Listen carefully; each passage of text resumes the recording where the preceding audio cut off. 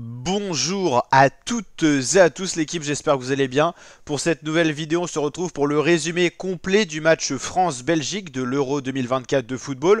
Match de huitième de finale, c'était d'ailleurs la cinquième affiche déjà des huitièmes de finale. Pour vous rappeler un petit peu ce qui s'est passé, on a eu l'entame des huitièmes et de la phase finale avec Suisse-Italie où la Suisse a renversé 2-0 les Italiens, c'est-à-dire les tenants du titre de l'Euro 2020 qui s'est déroulé en 2021, décalé à cause du Covid, je vous le rappelle.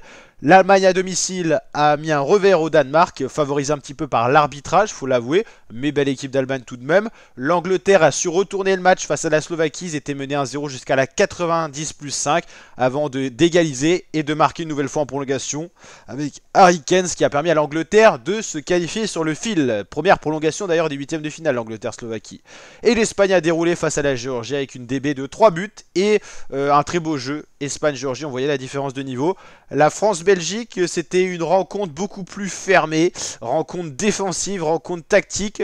C'était le premier qui allait commettre la faute et finalement, c'est les Belges, les Diables Rouges qui ont commis une et plusieurs petites fautes. Voilà, les Bleus ont été beaucoup sanctionnés d'ailleurs en première période sur la discipline au niveau des cartons jaunes. 3 cartons jaunes distribués assez rapidement, pas forcément justifiés d'ailleurs. Les Belges n'ont été sanctionnés qu'en seconde période avec Vertonghen qui a d'ailleurs été le buteur contre son camp sur un super but de Randam Kolo Muani, une passe décisive attribuée à Kanté, sachant que c'est un CSC, c'est plus vraiment ça, en gros c'est Kanté qui fait la passe à Kolo Muani et Kolo Muani va tirer, elle va être un petit peu déviée par Vertonghen et ça va filer dans les buts, ce qui va permettre à la France de se qualifier et de filer en quart de finale, rejoindre soit Portugal soit Slovénie.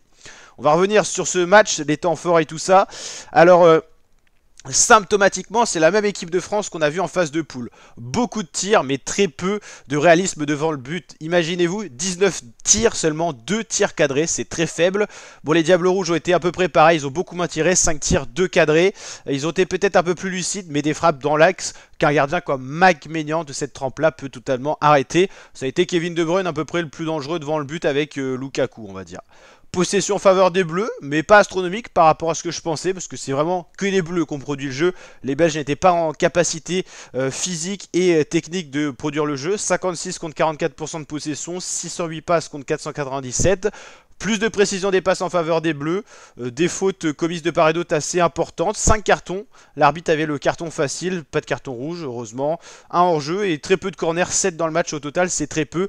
La France c'est vraiment, on va dire, dégradée sur la qualité de ses coups de pied arrêtés, ce qu'en faisait la force de l'équipe de France en 2018 à la Coupe du Monde en Russie, c'était les coups de pied arrêtés très bien tirés par Griezmann et très bien repris par des têtes comme Umtiti et tout ça ou Pogba. Là vraiment au niveau coup de pied arrêté c'est vraiment très pauvre ce que la France est capable de proposer. Aucun coup de pied arrêté, que ça soit corner ou coup franc, capable d'être bien tiré, que ça soit en coup franc direct par exemple, ou en coup franc indirect via une passe, c'est vraiment très pauvre. Et il va falloir que la France ait plus de jeux différents, de surprises pour aller piquer l'adversaire. Il va falloir être bon sur les attaques placées, être plus lucide sur les contre-attaques et être bon sur les coups de pied arrêtés. Pour l'instant, la France a beaucoup de progrès à faire, mais j'ai l'impression que c'est un peu voilà, une très bonne équipe vieillissante, même s'il y a du renouveau. On sait que le jeu des équipes vieillit. Regardez l'Espagne qui avait fait Euro 2008, Coupe du Monde 2010, Euro 2012.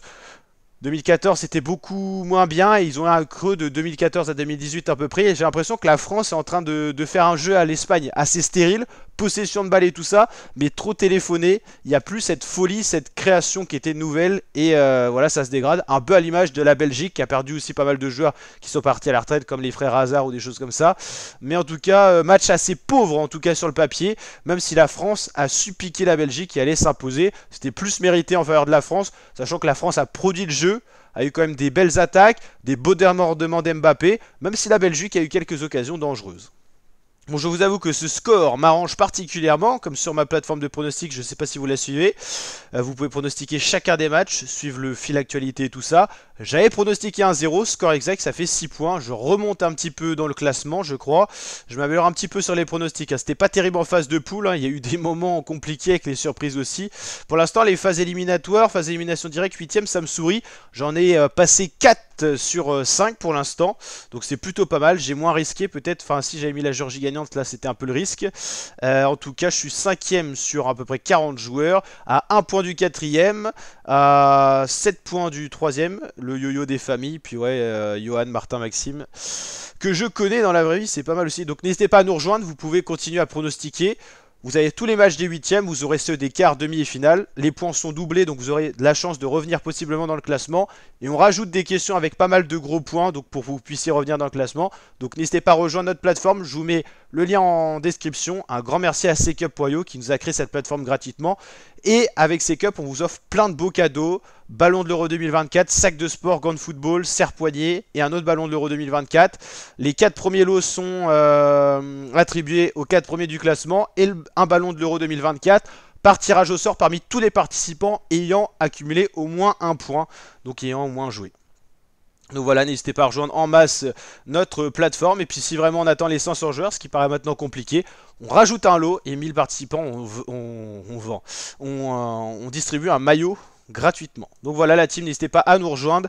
Et voilà, en tout cas, on va suivre avec attention ce qui va se passer du côté du match Portugal-Slovénie pour savoir qui ira rejoindre l'équipe de France en quart de finale de l'Euro après Espagne-Allemagne, Angleterre-Suisse. Qui reviendra joindre l'équipe de France. Et ça sera Portugal ou Slovénie. Est-ce qu'on a le tableau phase finale? Alors je pense pas qu'il... Ah bah si, parfait, il est à jour en plus. Il y a Angleterre-Suisse, ça nous concerne pas trop, c'est vraiment loin. Il y aura ou Roumanie-Pays-Bas ou Autriche-Turquie pour aller là. Espagne-Allemagne on connaît. Puis là, Portugal ou Slovénie pour rejoindre la France. Donc voilà, on y connaît un peu plus. Et demi-finale, si la France passe, ça sera Espagne ou Allemagne, c'est le gros côté du tableau, mais c'est le spectacle aussi. En tout cas, la France a sorti la Belgique.